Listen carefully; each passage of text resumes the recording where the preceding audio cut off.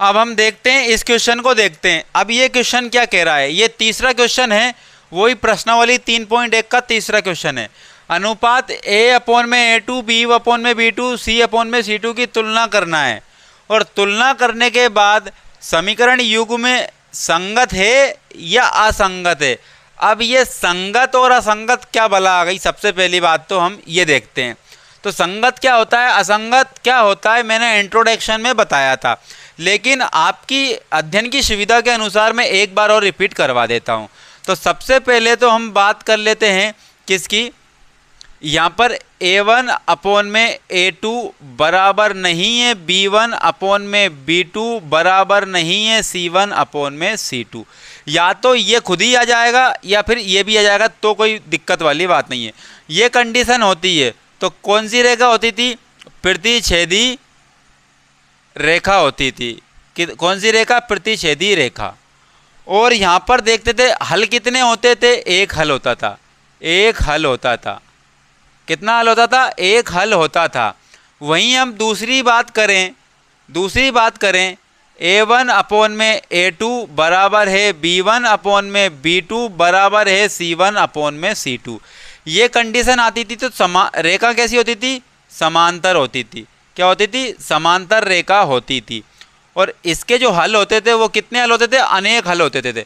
हल कितने, अनेक। हल कितने, अनेक हल। और एक कंडीशन और बनती है, तीसरी, A1/A2 तो बराबर है B1/B2 के, लेकिन बराबर नहीं है C1/C2 के। तो ऐसी स्थिति कहलाती थी समांतर रेखा। रेखा कैसी कहलाती थी, समांतर रेखा कहलाती थी। लेकिन हल क्या होते थे, तो हल यहाँ पर कोई हल नहीं है, कोई हल नहीं होगा। तो अब यहाँ पर हमें देखना है ऐसी स्थिति में, तो हल तो इसके भी निकल रहा है और हल इसके भी निकल रहा है। तो जब हल निकलते हों तो वो होता है संगत। वो क्या होता है, संगत। जब हल निकलते हों तो उसको कहते हैं संगत। या तो एक हल निकले या अनेक हल निकले, तो इन दोनों ही समीकरण के अनुपात में क्या होंगे, संगत होंगे। तो यहाँ पर समीकरण के युग्म क्या होंगे, संगत होंगे। लेकिन यहाँ पर कोई हल नहीं है, अर्थात ये वाला अनुपात क्या होगा, असंगत हो जाएगा। क्या हो जाएगा, असंगत हो जाएगा। अर्थात जिसका कोई हल नहीं होता है, जिसका कोई हल नहीं होता है, अर्थात रेखाएं कैसी होती है, समांतर होती है। तो हम निकालेंगे क्या, रेखाएं, और उन्हीं रेखाओं के माध्यम से संगत और असंगत का पता लगाएंगे। यदि रेखाएं प्रतिच्छेदी है या फिर संपाती है, या फिर ये उल्टा लिख दिया मैंने, यहाँ पर समांतर नहीं है, क्या है, संपाती होगी। ये क्या होगी, संपाती। संपाती रेखाएं कैसी हो, संपाती हो, तो इन दोनों को क्या लिखेंगे, संगत। और इस अकेले समांतर रेखा को क्या लिखेंगे, असंगत। इसका मतलब दोनों के हल निकलेंगे तो वो संगत, और इसका कोई हल नहीं निकलेगा वो असंगत हो जाएगा। तो ये एक स्ट्रक्चर आपने देख लिया। अगर ये देख लिया तो पूरे के पूरे क्वेश्चन आपकी मुट्ठी में। यही होता है, बेसिक कंप्लीट करने के बाद क्वेश्चन सारे के सारे कंप्लीट हो जाते हैं। क्वेश्चन सारे के सारे कंप्लीट हो जाते हैं। और आप अगर यकीन नहीं करते हो तो अंत तक वीडियो में बने रहना, आपको पूरा का पूरा क्या चल जाएगा, पता चल जाएगा। अब देखो यहाँ पर पहला क्वेश्चन, ये इसको सोल्व कर लेते हैं। तो सबसे पहले तो हम देखेंगे A1/A2 बराबर 3/2। देख, और फिर ये क्वेश्चन भी क्या बोल रहा हूं मैं, ऑब्जेक्टिव में ही आते हैं। किस में आते हैं, ऑब्जेक्टिव में। इसका सेपरेट क्वेश्चन नहीं आता है, ध्यान रखना इस बात को। 3/2। और उसकी बात कर लेते हैं हम किसकी, B1/B2 की। तो बराबर 2 ऊपर है और -3 नीचे। और यहीं पर C1/C2 की बात कर लेते हैं 5/7। क्या कर लेंगे, 5/7 कर लेंगे। तो 3/2 यहाँ आया और 2/3 यहाँ आया, 5/7 यहाँ आया, यानी कि कोई भी आपस में बराबर संख्या नहीं है। तो इसको हम लिखेंगे A1/A2 बराबर नहीं है B1/B2 के, और बराबर नहीं है C1/C2 के। तो ये जब बात आ गई तो ये कैसी रेखाएं होती है, प्रतिच्छेदी रेखाएं होती। कौन सी रेखाएं, प्रतिच्छेदी रेखाएं। इसके हल कितने निकलते थे, एक हल निकलता था। कितना हल, एक हल। जब एक हल निकलेगा तो ये क्या होगा, हम लिखेंगे समीकरण के युग्म। समीकरण के युग्म, समीकरण के युग्म संगत होंगे। क्या होंगे? संगत होंगे। आप देखो ये ऑब्जेक्टिव में ही आता है, फिर बोल रहा हूं मैं ऑब्जेक्टिव में आता है, बिल्कुल विशेष ध्यान से समझ लेना दिमाग से। तो आप ऑब्जेक्टिव को भी किस प्रकार से सोल्व करोगे वो बताऊंगा मैं आपको। तो ये क्या होंगे? संगत होंगे समीकरण युग्म। अब बात कर लेते हैं आगे। अब आगे जब बात कर रहे हैं तो समझो a1 अपोन में a2 बराबर 2/4, b1 अपोन में b2 बराबर में -3/6, c1 अपोन में c2 बराबर में 8/9। कितने हो गए? 8/9। माइनस का माइनस कैंसिल, 3 एकम 3, 3 दूने 6, 2 एकम 2, 2 दूने 4। इसका मतलब बात ये आई कि a1 अपोन में a2 बराबर तो 1/2 निकला, b1 अपोन में b2 बराबर भी 1/2 निकला, c1 अपोन में c2 बराबर 8/9 निकले। इसका मतलब 1/2 तो बराबर है, यानी कि a1 अपोन में a2 बराबर तो है b1/b2 के, लेकिन बराबर नहीं है c1/c2। क्यों नहीं? 8/9 आ गया, यहाँ 1/2 हो गए। अब ये आप देखो, ये बराबर था। क्या था? बराबर, क्योंकि 1/2 और 1/2 क्या थे? बराबर थे। अब ऐसी स्थिति जब आती थी तो इसका कोई हल नहीं निकलता था, और कोई हल नहीं निकलता था तो रेखाएं कैसी होती थी? समांतर। और जब समांतर रेखाएं होती है और कोई हल नहीं होता है तो वो समीकरण युग्म कैसा होगा? समीकरण युग्म असंगत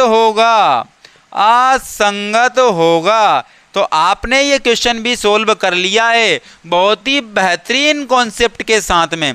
अब अगले क्वेश्चन की बात आ जाती है। तो a1 अपोन में a2 बराबर कितना है? 3/2 और बटे में 9। वहीं बात कर लेते हैं b1 अपोन में b2 बराबर 5/3 बटे में कितने आ गए? -10। वहीं c1 अपोन में c2 बराबर कितने? 7/14 आ गए। तो यहाँ पर बात कर लेते हैं, ये जो है आपके बटे में, ये वाली वैल्यू जो है बटे में ये नीचे आ जाएगी, ये वाली वैल्यू कहाँ जाएगी? नीचे। तो इसका एक बार रेशो बना लेंगे a1 अपोन में a2 बराबर 3 ऊपर होगा और 9 पहले से ही नीचे, तो 2 कहाँ जाएंगे? नीचे आ जाएंगे।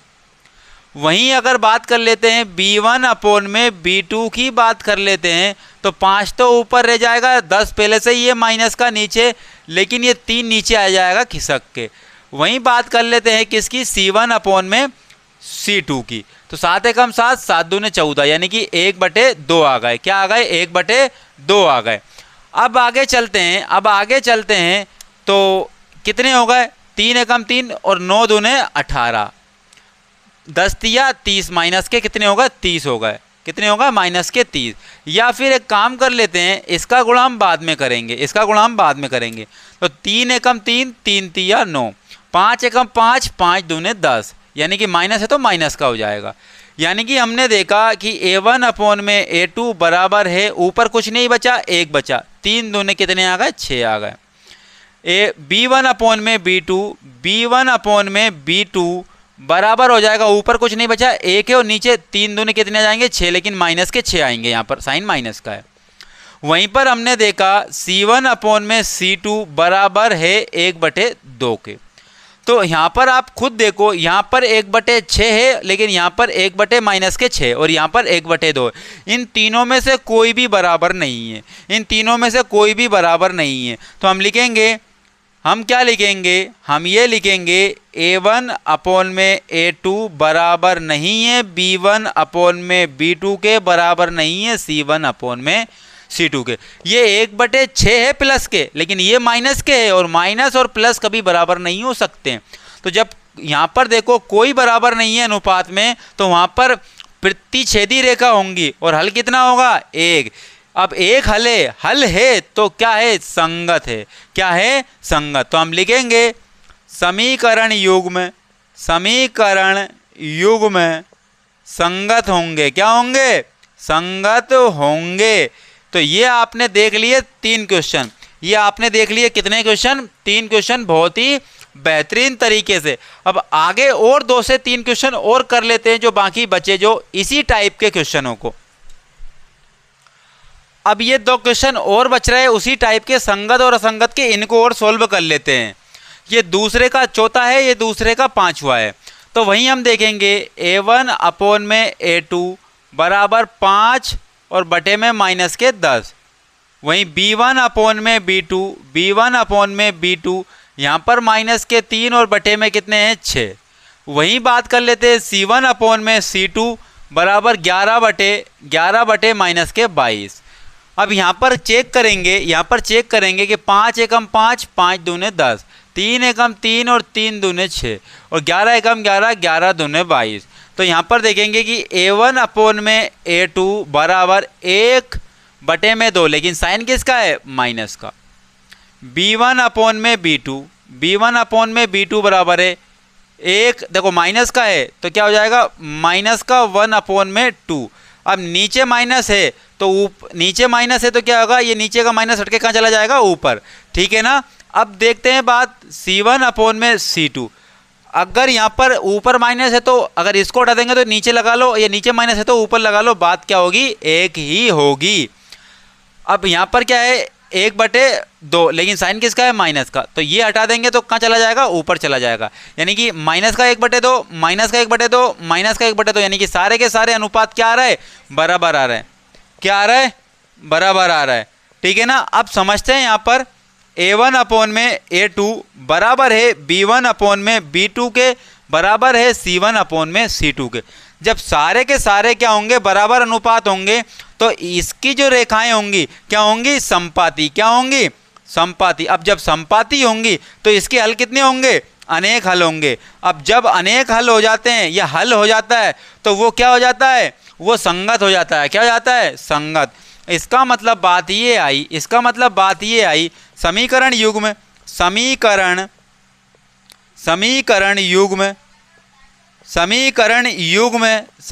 युग्म क्या होंगे? संगत होंगे। क्या होंगे? संगत होंगे। ये आपको बहुत बढ़िया तरीके से ध्यान में रखना है। क्या रखना है? ध्यान में रखना है। अब आगे बात कर लेते हैं, इसकी बात कर लेते हैं। तो A1 अपॉन में A2 बराबर 4/3 बटे में क्या आ जाएगा? 2। वहीं बात कर रहे हैं B1 अपॉन में B2 बराबर है 2 और बटे में कितना है? 3। वहीं C1 अपॉन में C2 आ जाएगा, ऊपर 8 है और नीचे कितना है? 12 आ जाएगा। कितना आ जाएगा? 12। तो यहाँ पर देखो ये 3 कहाँ जाएगा? नीचे आ जाएगा। 3 कहाँ जाएगा? नीचे। तो यहाँ पे से कैंसिल आउट करेंगे, 4 2 8 और 4 दिया 12 हो जाएगा। तो यहाँ पे हम देखेंगे कि A1 अपॉन में A2 बराबर है 4 ऊपर है और 2 पहले से ही था और ये 3 खिसक करके नीचे आ जाएगा। ठीक है ना। 3 खिसक करके नीचे आ जाएगा। वहीं बात कर लेते हैं B1 अपॉन में B2 बराबर है 2/3 के, बराबर 2/3 के। C1 अपॉन में C2 बराबर है यहाँ पर 4 दूना 8 और 4 तिया 12, यानी कि 2/3। तो 2 एकम 2 और 2 दूने 4। इसका मतलब जो हमें मिला है अनुपात, अब A1 अपॉन में A2 बराबर ऊपर 2 है बटे में 3 है। B1 अपॉन में B2 बराबर है 2/3। C1 अपॉन में C2 बराबर है 2/3। यहाँ भी 2/3, यहाँ भी 2/3, यहाँ भी 2/3। इसका मतलब कि क्या हुआ? सारे के सारे बराबर हो जाएंगे अनुपात। A1 अपॉन में A2 बराबर है B1 अपॉन में B2 के, बराबर है C1 अपॉन में C2 के। जब सारे बराबर होते हैं तो रेखाएं होती है संपाती, और हल होते हैं अनेक। जब हल अनेक हो गए तो यहाँ पर समीकरण युग्म भी संगत हो गया। समीकरण युग्म क्या हो जाएगा? संगत होगा। अब जब बात इतनी कर ली हमने, क्वेश्चन सारे के सारे सोल्व कर लिए संगत और असंगत, तो आपके माइंड में कुछ तो सेट हुआ होगा ना, एक कॉन्सेप्ट कंप्लीट हुआ होगा। इसी प्रकार से हम क्वेश्चन तो सोल्व करेंगे ही करेंगे, लेकिन ये क्वेश्चन सारे के सारे कहाँ आएंगे? ऑब्जेक्टिव में। जब ऑब्जेक्टिव सोल्व करोगे ना आप, तो सारे के सारे ऑब्जेक्टिव बनेंगे, रटना नहीं पड़ेगा रट्टू तोते की तरह। तो फिर आगे मिलते हैं फिर नेक्स्ट वीडियो में।